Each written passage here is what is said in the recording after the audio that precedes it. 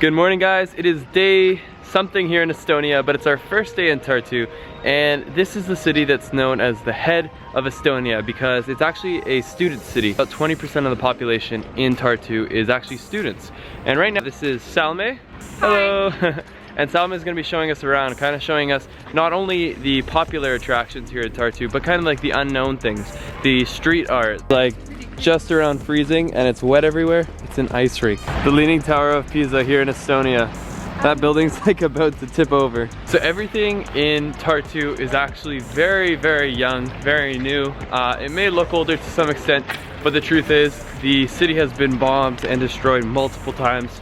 Salme was just telling me at one point there was a count in the 1700s. There was only 2 houses remaining and 21 civilians. That's how badly it got obliterated. But you can see they bounced back. It's now a very, very beautiful town. I have to say that in my very brief time here, I think this is probably my favorite Estonian city we've seen. I really like the Tallinn Old Town, but this just kind of has a cozier feel to it. It is cozy. As if it wasn't bad enough when you're late for class. Here at the Tartu University, all these fellows are watching. I'm about to get hit by a car here. There is a school prison here. Apparently there was a separate jurisdiction, so the police could not actually arrest you if you were inside the school because they're just totally different places. But there was school police. If you didn't return your books, you had to spend 2 days inside the prison. Like,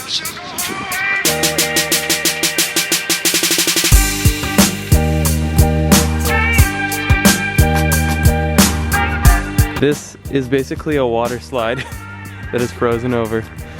Hang in there. This here was one of the largest churches in the entire Baltic area at one point. This is a total reconstruction because it was destroyed. That is the Angel's Bridge, and right there is the Devil's Bridge. And they're both reconstructions because in the 19th century, during World War II, they were also destroyed. Estonian Banksy.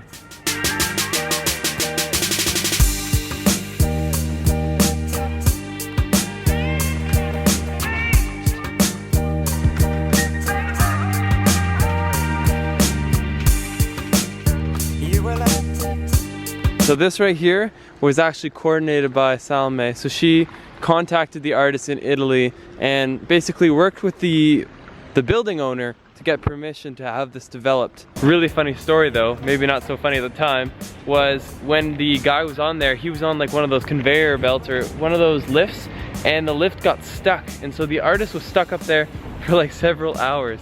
And that was the same day the news reporter showed up. And so when the news reporter did an article, it was all about, of course, not the art piece, but him getting stuck up there.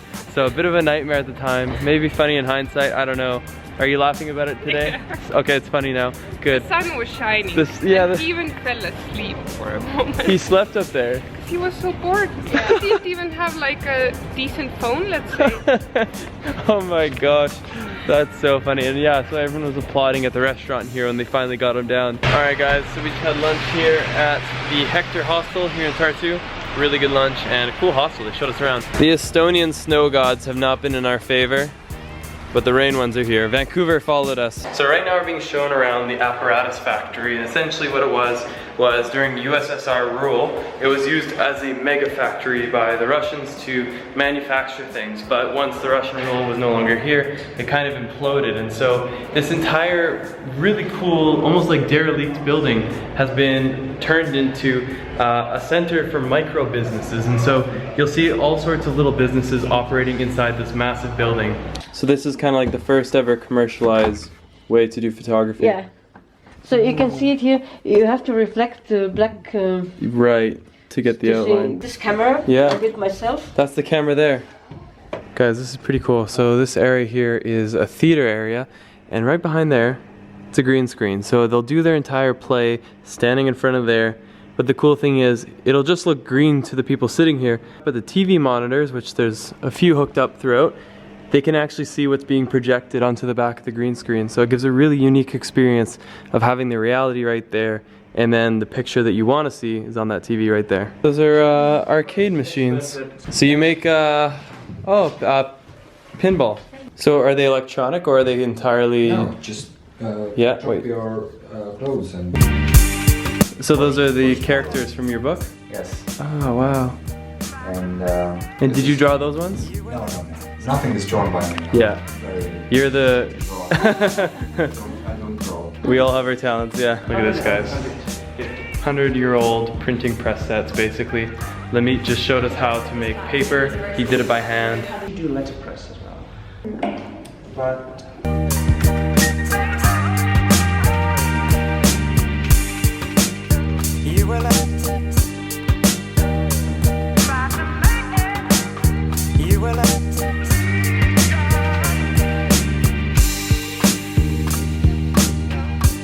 to spell things backwards because it's being mirrored by this, so I had it totally messed up, but Lemit's fixed it. The notebook has been made. Check this, just to get it home.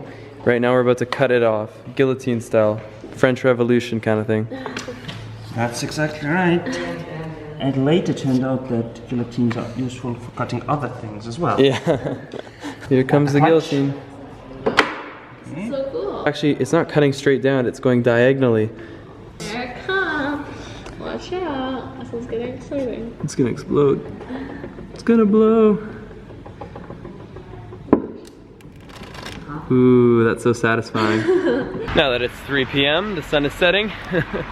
Days are so short here, it's crazy. I've never experienced this in my entire life. Apparently if you go further north, like if you go up to Sweden or Norway, like it'll be even shorter. Like apparently it can be as short as like 3 hours and you don't even get like the full sun. It's like you just kind of see like almost like a sunrise, then it becomes a sunset immediately. It sounds kind of miserable. All right guys, so we are now leaving the room. We're going to A party! We're going to a party. And Laura claims that I didn't tell her that it was business casual formal, but smart business, so you don't like have to worry too much about it. She made a makeshift dress. She's crafty. Well, no, it is a dress, but like I belted it. I used the handle of this purse and I belted it and then like folded it over, so it looks really good. I don't like, it makes me so nervous. I'm pretty good at public speaking. In grade 9, I actually won an award for the best public speaker in my class, but before I have to public She was speak, homeschooled. I wasn't homeschooled. It's starting to look a lot like Estonia, miss. We need a thumbnail. The event is here. My education is much like the Estonian winter. I have -1 degrees. There are 2 brands of local beers here, and a la coque is one of the big ones. This is not the normal size, it's a little party beer. Well, just gonna unwind after a big day. My hot date. This is Natasha. Just kidding. This is Natasha. Alright, so right now we're behind the scenes with the startup day, and we're in the creative lounge. What do you guys call it? Spark Maker Lab. It's an open workspace for everyone that likes to make things. And so you're working on this. This is the Ritter. This is the world's best ultrasonic vinyl record cleaner. Wow. It's the smallest on the market. It's the most comfortable to use on the market. It's the most silent on the market, and it cleans the best. So, and it's also pretty much the cheapest. And then this right here. Our DIY headphones made out of scrap cardboard. Beats isn't gonna know what hit them. Yeah. Yeah, so Beats by Spark Maker Lab. Yeah. I'm gonna try it out. Yeah, sure thing. It's nice, actually. It's got a nice feel to it, you know? Like with the Google Cardboard, you could be listening to have your VR going and then this. Yeah. Develop the speaker yourself. In other words, it's not just an inserted speaker in cardboard. Well, yeah, it's a really simplistic design. So you have a speaker membrane. Yeah. You have some paper suspension. Then you have a copper coil. You have 2 of these speakers. Yeah. Well, two speakers make your headphones. That's so cool. There it is, guys. Oh. Wait for the drop. Wait for the drop. If you turn it up any louder, would it blow out? No. The wonder of the DIY speaker is that you can just abuse it any way you like. Yeah. So nothing much happens to it. And nothing much comes out. Well, yeah. Electric guitar. Wow. So again, really simple. Yeah. All you need is Love, yeah. All you need is love, a metallic string, and just like a kickoff event for like the speakers and the people organizing it.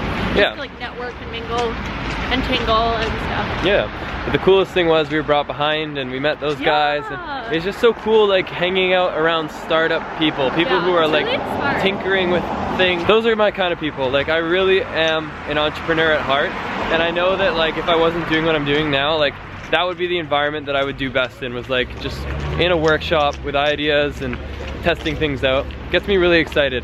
Here I am today running a very different business than I ever expected. You know, now it makes sense because I've been making videos for so long. It just feels natural and normal that this is what I do for a living. But if you had told me 2-3 years ago that I'd be making videos for a living, like I wouldn't have believed you, because I have no background in film. I really didn't even have like a major interest, but I'm so thankful I found it. It really wouldn't have happened if it wasn't for me going on exchange to Thailand. And you know, I always think to myself like, what if? And like one of those what ifs is like, what if I hadn't worked the summer before at my university? That's where I met this girl who was telling me, oh, I'm going on exchange to Thailand. And I was working with her all summer and we talked about it enough that like, it finally got me to think, you know, maybe I'm gonna go on exchange to Thailand. You never know who you're gonna meet or what's gonna happen in your life that can like set you on the right course, even the wrong course. In my case, it's so funny how like all these things lined up to you doing YouTube, where it's like, I think even, you know how when you were deciding on going on exchange, you were actually gonna go your 3rd year, and the only reason you didn't was because basically, like, I think if you had gone on exchange earlier and then gone back to school for 1.5 years or like a year, you would have just gone into the corporate world, because it wouldn't have been I don't think I would have started a vlog. I don't think that would have ever happened. I look like the Kermit the Frog meme. Yeah, you do. We're totally gonna take a picture. I'm gonna put it on Twitter with some stellar caption I haven't figured out yet. So I'm gonna end off the vlog here. It's been a good day, and tomorrow is gonna be a really interesting day. I'm gonna be speaking in front of hundreds and hundreds of people.